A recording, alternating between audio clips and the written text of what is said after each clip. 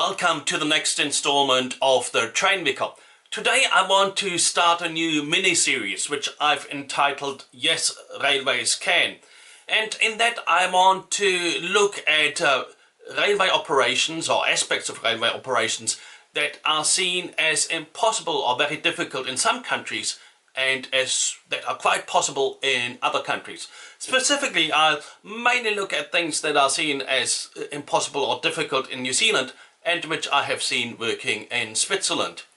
Now, we'll probably interrupt the series now and then and get to other things, but that's the aim of maybe I'll do 4 or 5 videos like that. Before I began my current position in the South Island, I was the curate in Cambridge in the North Island of New Zealand. There was no railway line close to St Andrew's Anglican Church in Cambridge. But actually until 1999, there was still a railway line that ran close to the church. In this view here, probably from the early 20th century, a locomotive is just visible on the left about to pass the church. Today, the railway line still reaches Hautapu, just north of Cambridge, where there's a milk processing plant. The rails have been lifted between Hautapu and Cambridge, and most of the line has been turned into a bike path. But it's still there. However, the station of Cambridge itself is no longer there, and the space is now occupied by a vehicle testing centre and some apartments. Otherwise, Kiwi Rail has actually done an admirable job keeping the railway corridor free and open for possible future use. For example, the Waikato Expressway Bridge has been built specifically to allow the railway line to go under it again. Still, I've heard it said many times over the years that trains will never make it back into Cambridge again, because then they would have to run in between 2 roads with many level crossings and constant interaction between road vehicles and trains, and that is just not possible. Well, immediately I thought, of course it's possible. In New Zealand, there's a section of railway line where the trains run in the middle of the main street. That's in the relatively small town of Kawakawa in Northland. In the past, there used to be passenger expresses and freight trains here. Now this section is still being used by the Bay of Islands Vintage Railway. Yes, of course, now the train is slow and the traffic in Kawakawa is not that dense, but it does work even in New Zealand. But my thoughts also turned to Switzerland, particularly to the town of Chaux-de-Fonds, where trains do run on the street. For about 600 meters, the narrow gauge railway line runs along the Rue de Grès from the main station to the station La Chaux-de-Fonds. It's a single track line with the railway track only on the northern side of the street. Remember that in Switzerland, cars drive on the right-hand side of the road. That means if trains go westward, they are part of the general traffic flow.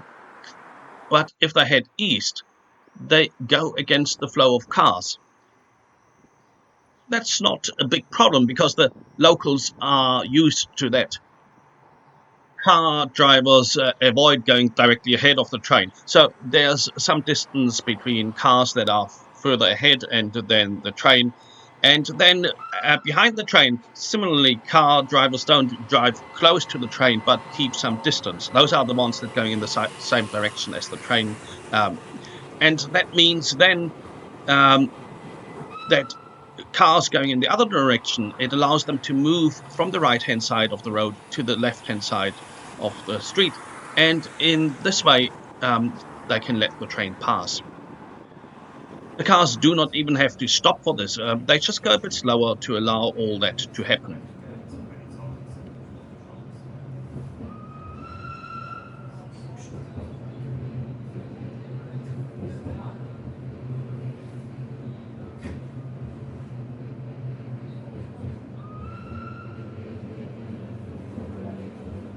Now, it does get a bit more complicated with cyclists, because cyclists obviously are slower than the train. They can't go at a similar speed. But even that is mastered quite easily in Switzerland, where cars just pass slowly between the train and the bikes. Chaux-de-Fonds is not the only place where this happens in Switzerland. There are several railway lines that travel along streets or roads in Switzerland, and it just works fine. Outside of Chaux-de-Fonds, the railway lines of the Chemin de Fer du Jura run along their own corridor through the Jura hills. Really, by conventional economics, there should be no railway line here today. The Chemin de Fer du Jura runs through a sparsely settled landscape, often not even close to the few villages here. There are quite a few stops that are in the middle of nowhere, and yet there's sufficient passenger traffic because the trains connect to buses and other trains as part of the network, and they also connect to a few towns, of course. The main reason why the Chemin de Fer du Jura can exist is that in Switzerland, they have had a different historical development and therefore a different mindset. Of course, having a different mindset and therefore allowing things to happen, that's not only true for railways. A different mindset can enable many things that we might otherwise regard as impossible. And I think that's also the case with the church. If we believe that things can only be done one way, then they may become impossible. But if we open ourselves to another mindset, then we can see new possibilities. Of course, I think that that does not mean becoming unfaithful, but rather remaining faithful without getting hung up on particular customs and the forms of worship or how a church is organized. Back to the railway into Cambridge. Of course, in Cambridge, the railway line doesn't run on the road. It's got its own separate corridors lined by two roads on either side. But with a slightly different mindset, it would be possible to have passenger trains going into Cambridge. Prochain arrêt, la Chaux-de-Fonds, gare terminus. Tout le monde descend, s'il vous plaît.